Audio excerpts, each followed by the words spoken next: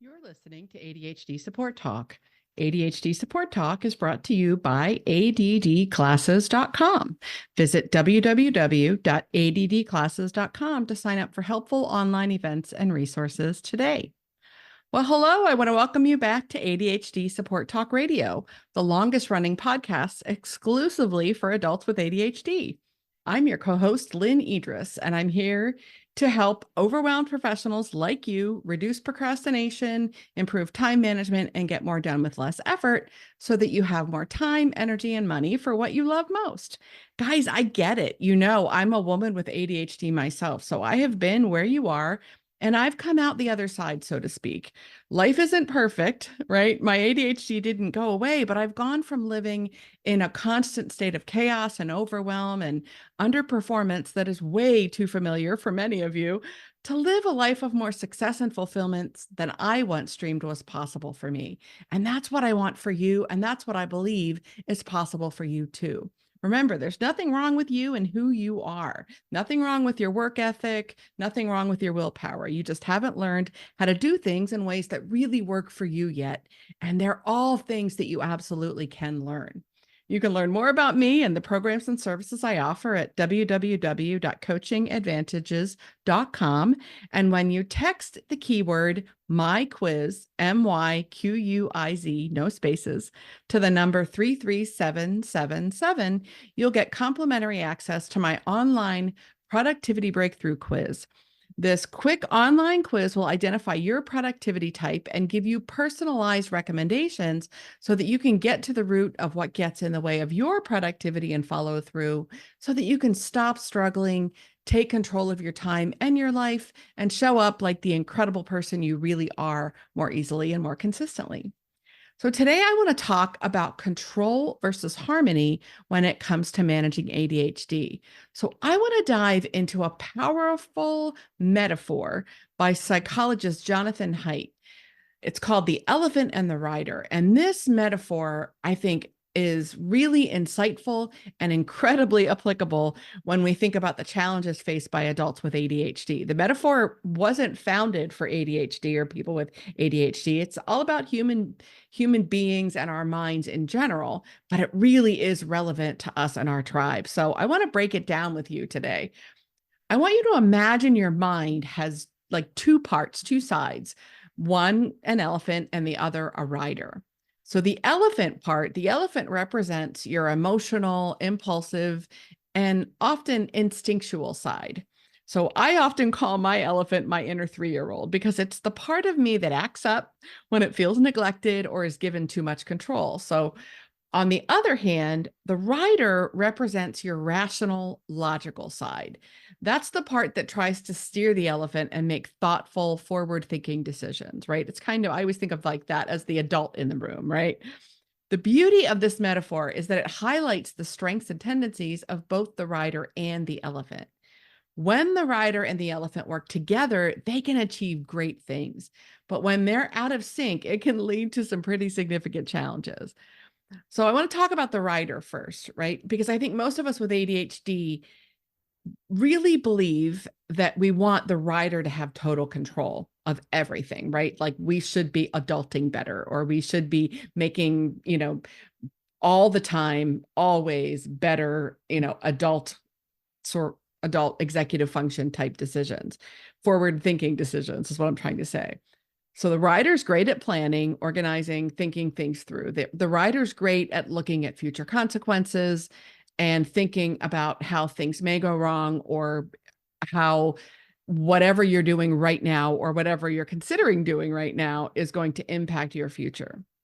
But if the rider takes over too much, it can lead to all or nothing thinking.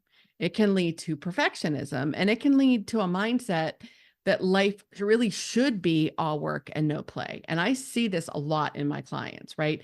I don't deserve to do X. I don't deserve to take a break. I don't have time. I can't afford to because I haven't done all the things, because I'm behind, because I'm not caught up, or whatever that sort of thinking and belief is. So when the rider has too much control, when the rider has taken over too much, it can make us feel like we're constantly pushing ourselves without enjoying the journey. So this all or nothing approach can be exhausting and it often leads to burnout. Now, I have to say, guys, even though I'm a productivity coach, I 100% do not advocate that all work and no play approach to life. I am not about output. I am not about just doing for the sake of crossing as much crap off your list as humanly possible. It's about balance. It's about fulfillment. Okay. So it's about having more freedom, more free time, more free energy, more free bandwidth to enjoy the things that, are meaningful for you. I talk about that all the time. I'm sure you guys have heard it. Now let's talk about the elephant. Again, the elephant is our more impulsive emotional side. The elephant is driven by desires and immediate gratification, and again, emotion and feelings. So when the elephant takes over too much, our impulsivity can run rampant, and our executive function and decision-making abilities can be squashed. So this is when we might find ourselves making choices that aren't really in our best interest, just to satisfy some feeling or something we perceive as an immediate sort of right now need.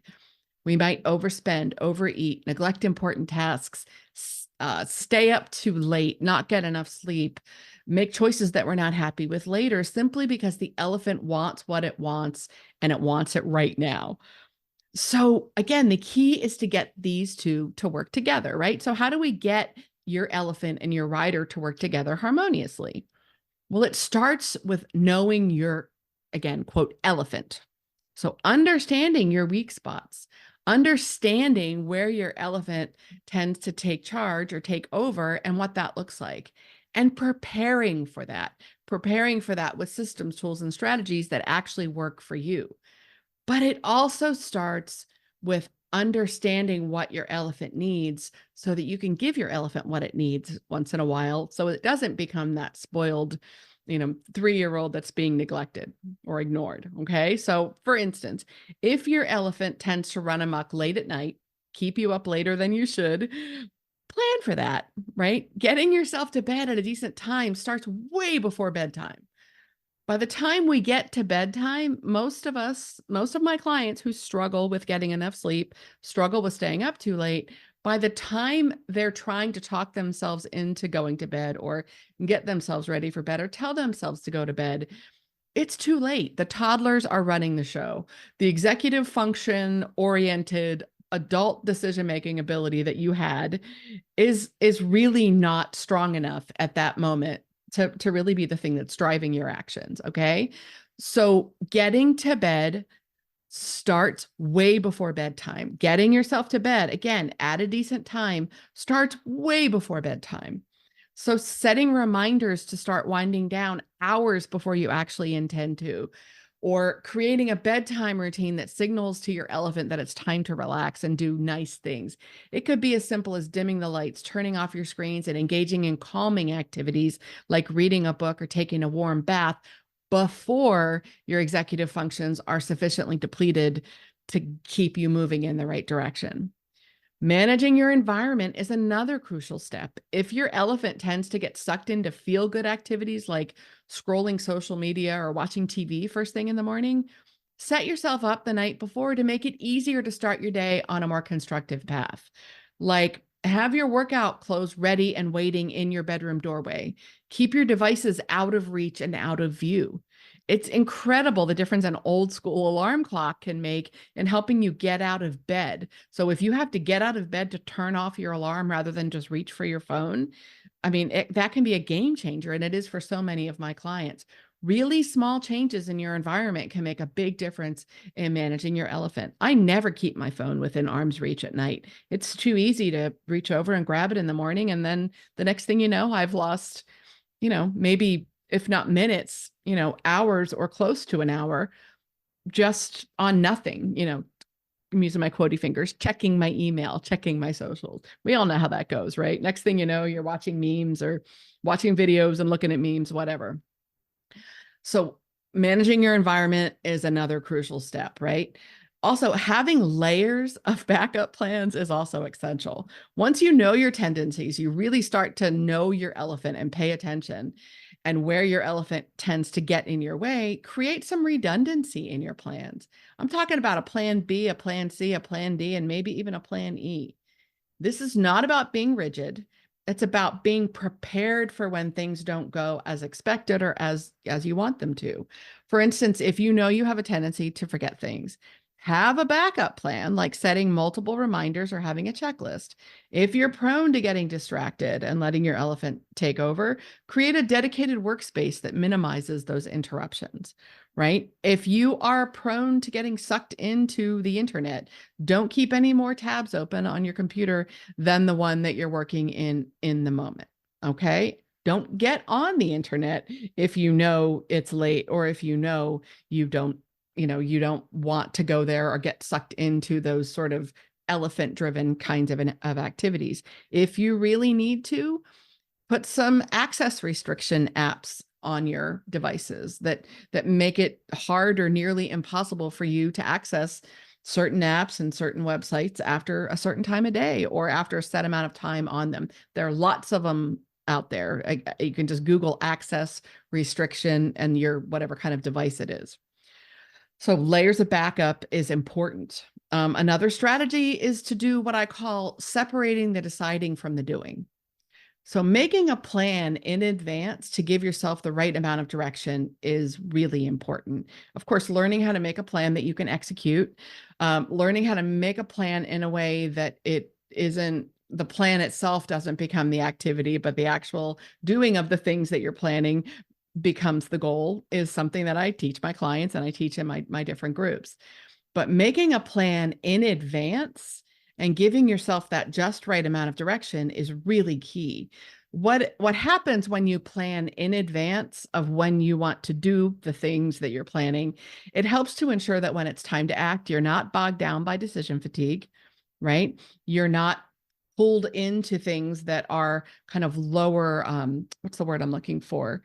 Lower effort or lower hanging fruit. So if you decide the night before what you're going to wear in the morning, what you're going to eat for breakfast, and what tasks you're going to tackle first thing in the morning, by doing this, you're conserving your mental energy. You're literally conserving your executive function energy for more important decisions throughout the day and for executing the things that you want to do, because it takes the same pool of executive function energy in your brain to decide as it does to actually do the things and to activate. Okay. So again, separating the deciding from the doing is an important strategy. And lastly, treat yourself. Don't save all the things your elephant enjoys for when all your work is done. Sprinkle enjoyable activities throughout your days and weeks. This way, your elephant doesn't feel neglected and needy and is less likely to lead you to impulsive decisions later on. So plan short breaks during your workday.